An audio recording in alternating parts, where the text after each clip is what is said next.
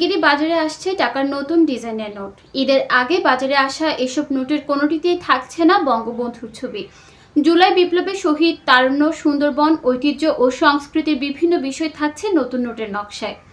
জানা গেছে ২৭ মে বাজারে আসছে ২০ টাকার নোট। এতে কান্তজিও মন্দির ও বৌদ্ধ মন্দিরের ছবি থাকবে। শিল্পাচার্য জয়নুল আবেদিনের দুর্ভিক্ষের চিত্র ও আতিয়া মসজিদের ছবিযুক্ত ৫০ টাকার নোট ২৯ বা ৩০ মে এবং বঙ্গভবন ও জাতীয় স্মৃতিসৌধের ছবি সংবলিত ১০০০ টাকার নোট ২ জুন বাজারে আসবে বলে জানা গেছে।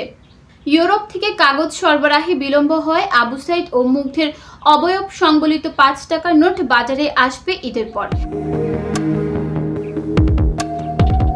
এই বিষয়ে বাংলাদেশ ব্যাংকের মুখপাত্র ও নির্বাহী পরিচালক আরিফ হোসেন খান বলেন, নতুন নোটের ডিজাইন ইতিমধ্যে চূড়ান্ত হয়েছে, কাগজ আনা হয়েছে।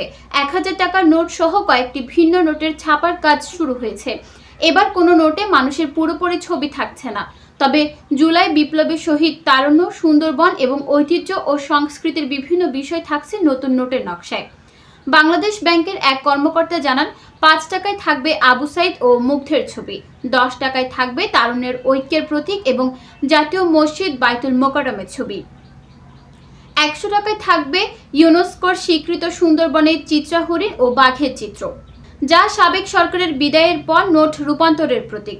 ২০০ টাকায় ধর্মীয় বৈচিত্র্যের প্রতীক হিসেবে মসজিদ, মন্দির, গির্জা ও প্যাগোডা থাকবে। আর ৫০০ টাকায় থাকছে ঐতিহাসিক আহসান মঞ্জিলের ছবি। জানা যায়, নতুন নোটের নকশা, কাগজ, নিরাপত্তা উপকরণ সহ সবকিছুতেই বিদেশি অংশগ্রহণ লাগে এবং দরপত্র সহ পুরো প্রক্রিয়ায় ৫-৭ মাস সময় প্রয়োজন। সে কারণে ঈদ উল ফিতরের আগে নোট ছাড়ার পরিকল্পনা বাস্তবায়ন করা সম্ভব হয়নি। উল্লেখ্য, বাংলাদেশের স্বাধীনতার পর ১৯৭২ সালে ৪ মার্চ দেশের নিজস্ব কাগজে মুদ্রা চালু হয়। মানচিত্র খচিত প্রথম নোটটি ছিল ১ টাকার। ১৯৭৩ সালে ৫, ১০ ও ১০০ টাকার নোট ইস্যু করে বাংলাদেশ।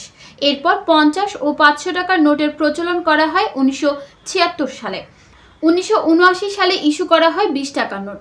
দেশে ২ টাকার নোট চালু হয় ১৯৮৮ সালে।